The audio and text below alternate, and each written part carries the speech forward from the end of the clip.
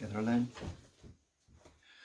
My flights were undone. Day 80, something or other, I think. Anyway, we went into lockdown on the 24th of February, so we've been doing this a very long time. I'm keeping my voice down because my family's asleep. I wanted to talk about herd immunity and vaccines. I've been talking to my friend in Australia. I think people who watch this a lot will hear that I talked to a guy in Australia who's an ophthalmologist and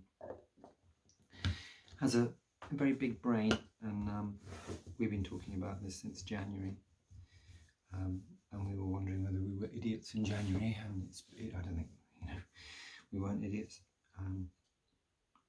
We were concerned for the right reasons. I take no pleasure in being right about our surmises. I wish we were wrong. But yeah, I want to talk about herd immunity and vaccines, and I've been talking about it with him, and he says, and he's right, herd immunity may well be a myth with this. And the reason that that's tied in with vaccines is because the search for a vaccine may also not be possible. And even if it is possible, even if we do find a vaccine, it might be something that you have to have every year. And it probably won't be totally efficacious. I think the flu vaccine doesn't have 100% efficacy anywhere near. I think some years it's only as much as 50%. But we're going for herd immunity. I mean, if we had herd immunity, the coronavirus is part of a family that includes 4 variants of the common cold. And we have no immunity to the common cold. You don't get an immunity to the common cold. I think probably you get some sort of temporary immunity. But is there anybody out there who's only had the common cold once, or even only 4 times? We've all had, I mean, I don't know, I think in my lifetime I've had a cold dozens of times. And I've had the flu lots of times. And there is no herd immunity for the flu, and there is no herd immunity for the common cold. So,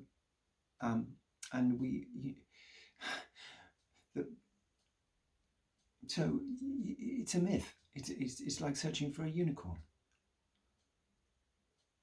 And as the Australian Prime Minister put it, herd immunity, the quest for herd immunity, is a death sentence for, well, in this country so far, tens of thousands of people. But if there is no vaccine and there is no herd immunity, then us pursuing a herd immunity strategy, which we are via the back door, because lockdown has not worked, and the British government and the British people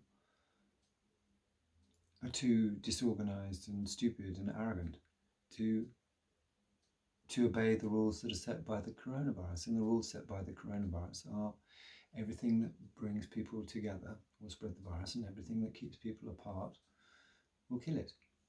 I should make a small addition to that statement. In a society where there are infectious cases at large, and the COVID app reckons yesterday there were 242,000 viable infectious cases in the UK yesterday. There'll be a new number today. I wouldn't be surprised if it's gone up. In a society where there are infectious cases at large, everything that brings people together risks spreading the virus, and everything that keeps people apart will kill it. I think that is irrefutable. But our strategy is that we are looking for a vaccine. Oh, I wanted to say something else about vaccines. Yeah,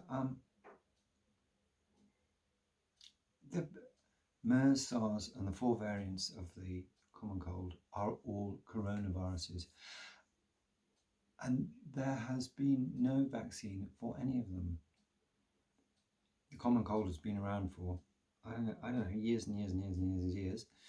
And MERS and SARS are technically at the moment not at large in the world.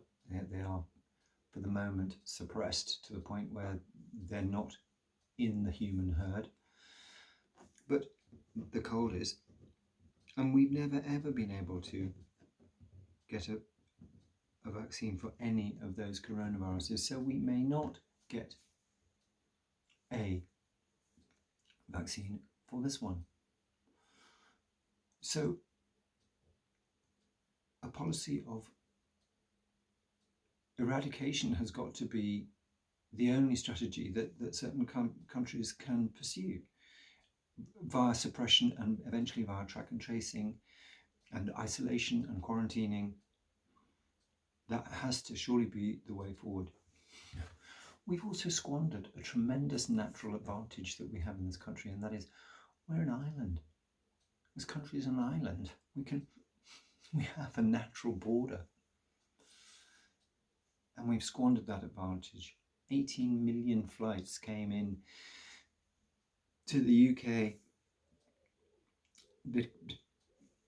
since the beginning of January and the beginning of our lockdown, the official lockdown on the 23rd of March. And of those, I think 290 people were put in quarantine, and the rest of them didn't even have the temperatures taken. I think most people weren't given so much as, a piece of paper.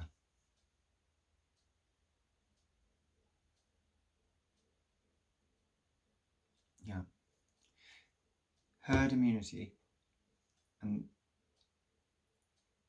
vaccines may both turn out to be a complete waste of time pursuing those two things.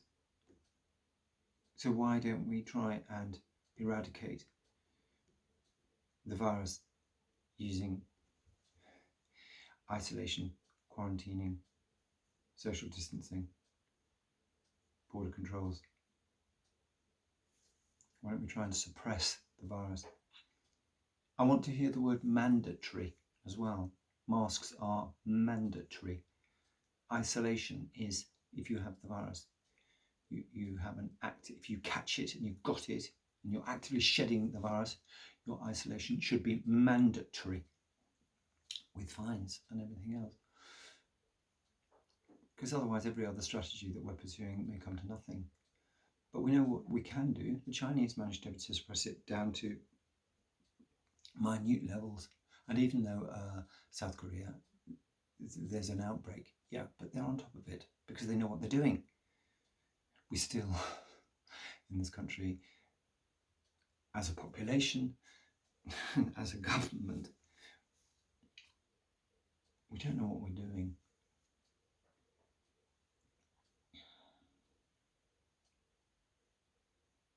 Have a nice day.